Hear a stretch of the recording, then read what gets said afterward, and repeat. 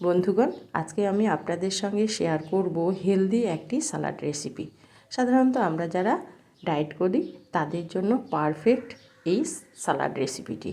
আর এই জন্য আমি প্রথমে 200 গ্রাম কাবলি ছোলাকে সারা রাত্রি ভিজিয়ে রেখেছিলাম। সকালবেলায় আমি এটাকে জল থেকে উঠিয়ে একটা ন্যাকটার মধ্যে জড়িয়ে মোটামুটি 6 থেকে 7 ঘন্টা রেখে দিয়েছিলাম।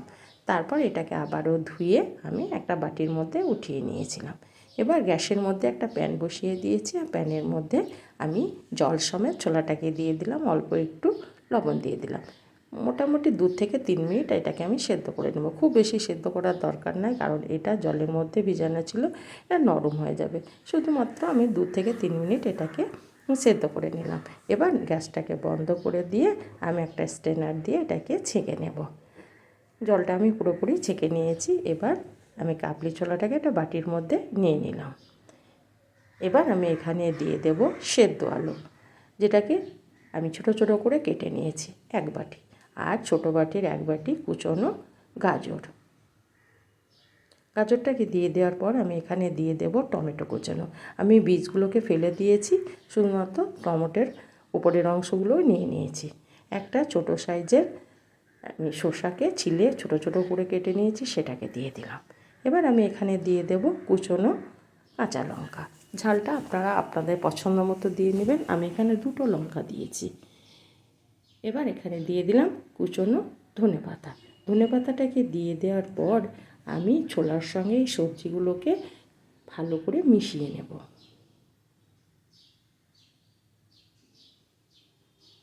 পুরো ছোলাটাকে আমি সবজির সঙ্গে মিশিয়ে নিলাম। এবার আমি এখানে দিয়ে দেব আমচুর পাউডার 1 চামচ, আর দিয়ে দিলাম গোলমরিচ গুঁড়ো 1/2 চামচ।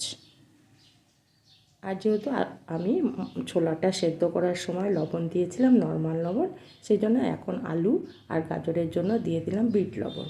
আর দিয়ে দিলাম 1 চামচ চাট মশলা। দিয়ে দেব আমি 2 ফালি লেবুকে কেটে রেখেছিলাম, পাতিলেবু, সেটাকে টিপে দিয়ে দেব।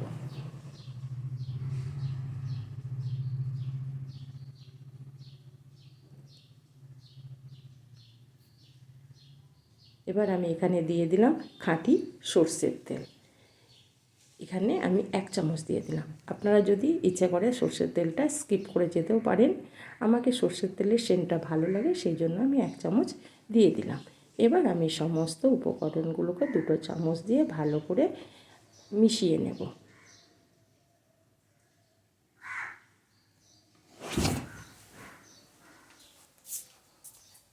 এইভাবে আমি উপর নিচ করে পুরো স্যালাডটাকে মিশিয়ে নিলাম। সব শেষে দিয়ে দেব আমি টক দই। এখানে আমি 2 থেকে 3 চামচ দিয়ে দিলাম টক দই। টক দইটা দিলে টেস্টটা আরও ভালো হয়, সেই জন্য আমি এখানে 3 চামচ মতো টক দইয়ের ব্যবহার করেছি। পরে আবারও একটু আমি ব্যবহার করব। আমার পুরো স্যালাডটা তৈরি হয়ে গেল। এবার আমি এগুলোকে একটা প্লেটের মধ্যে উঠিয়ে নেব। যেমন হেলদি তেমনি কিন্তু মুখরোচক এই সালাড রেসিপি, খেতে কিন্তু ভীষণ মজা। দেখুন বন্ধুরা, আমি পুরো সালাডটাকে এইভাবে উঠিয়ে নিলাম। নিয়ে নেওয়ার পর আমি এর উপরে একটু টক দই ছিটিয়ে দেব। এইভাবে আমি 2 চামচ মতো আবারও টক দই উপরে দিয়ে দিলাম। এবার এটা আমি পরিবেশন করব। বাই, আবারও দেখা হবে।